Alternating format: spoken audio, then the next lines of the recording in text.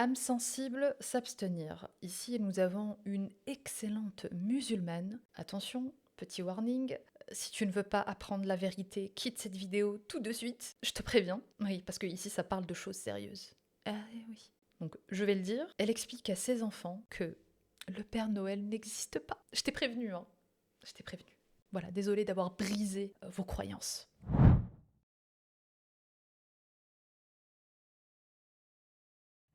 C'est parti. Ça n'existe pas le Père Noël. C'est pas vrai qu'il y a un monsieur qui va te ramener des cadeaux. Est-ce que tu sais c'est qui le Père Noël? Non. Non. Vous en avez pas encore parlé à l'école? Non. Eh ben moi je vais te parler du Père Noël. Est-ce que ça t'intéresse? Oui. Ouais.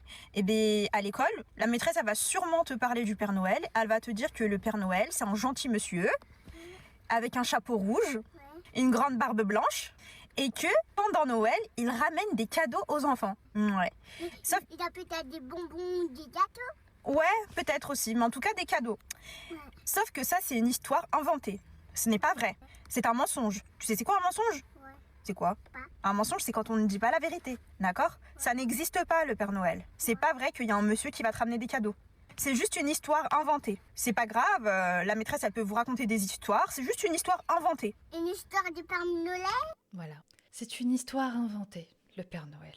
Donc désolée si vous pensiez que, eh bien, le Père Noël existait, je suis désolée de vous décevoir. Et en tout cas, voilà, c'est pas moi, hein, c'est cette excellente musulmane qui fait le rappel, le simple rappel, eh bien, qu'il ne faut pas, comment dire, raconter des histoires inventées. Par quoi commencer? Comme ces enfants sont encore petits, ce qu'elle ne dit pas, c'est que surtout, c'est une fête païenne.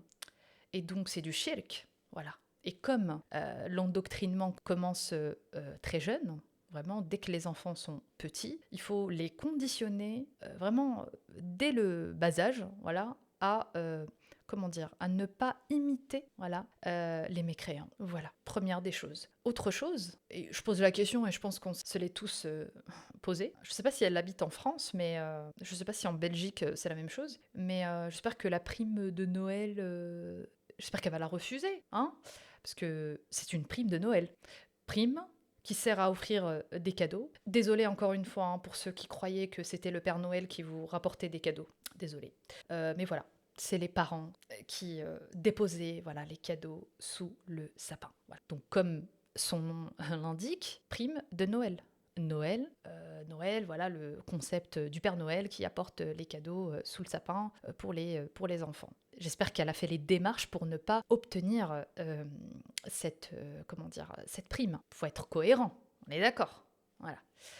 Moi, ce qui me rend triste, au-delà de tout ça, c'est ces enfants-là qui vont à l'école. Et ils vont être entourés d'autres enfants, de parents mécréants. En classe, la maîtresse ainsi que les enfants entre eux. Alors, t'as reçu quoi comme cadeau dès leur enfance? Tu exclus tes propres enfants des autres enfants, c'est-à-dire de partage, ne serait-ce que au moins raconter voilà quel cadeau ils ont reçu pour Noël, même si c'est une histoire inventée. Par contre, se poser la question sur ses propres histoires en quelles elle croit, c'est-à-dire un homme hein, au 7e siècle qui a parcouru les cieux sur le dos d'un âne, d'un bourak ailé, voilà. Tout ça pour fondre la lune en deux. Tu vas me dire pourquoi fendre la lune en deux? Quel est l'intérêt? Pourquoi? C'est quoi le but? On s'en fout. Mais bon, elle croit en ça.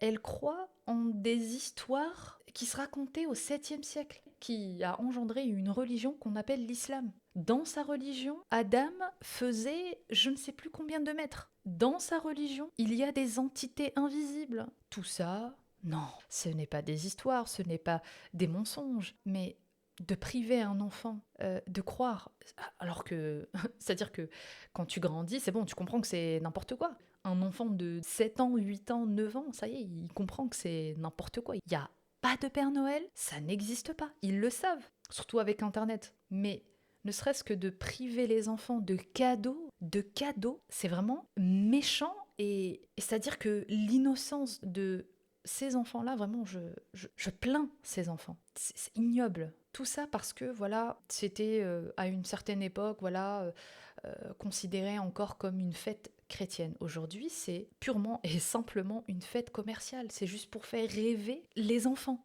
C'est tout. Rêver, on a le droit de rêver. Toi, à l'âge de, je sais pas, elle doit avoir la trentaine, tu crois bien à un prophète qui est monté au ciel fendre la lune en deux. Et qui plus est, s'est marié avec une gamine de 6 ans et qui l'a consommée à l'âge de 9 ans. Tu crois bien à ce genre de choses. Laisser croire tes enfants au Père Noël, alors que dans quelques années, ils vont bien comprendre que c'est n'importe quoi, ça va changer quoi à ta vie? Et vraiment, je suis désolée, mais après, voilà, encore une fois, c'est des excellents musulmans. Je ne vais pas leur reprocher de respecter leur religion. Mais de les priver de ça, c'est horrible. Surtout quand ces enfants-là vont se retrouver entre eux, vont parler. Alors, toi, t'as reçu quoi comme cadeau? Et puis, t'as là, les gamins, ils sont là, ils sont mis à l'écart, ils sont exclus du truc. C'est-à-dire qu'en classe, la maîtresse, elle va pas s'empêcher de demander aux autres enfants qu'est-ce qu'ils ont reçu pour Noël. Alors, vos cadeaux, le Père Noël est passé, nanana. Et puis quoi? C'est quoi la petite, le gamin ou la gamine, elle va dire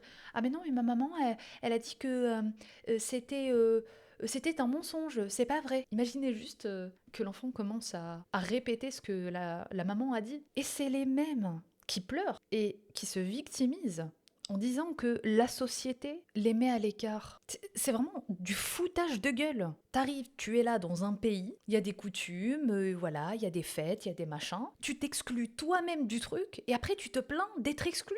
On comprend bien que la volonté ici, c'est je suis musulman, donc supprime tes fêtes parce que ça ne me plaît pas, parce que je me sens exclu. C'est ça. Bientôt, et si on continue vraiment sur cette voie, ça va finir comme ça. Pour que les musulmans, enfin, les excellents musulmans se sentent inclus dans la société, il faudra supprimer les fêtes.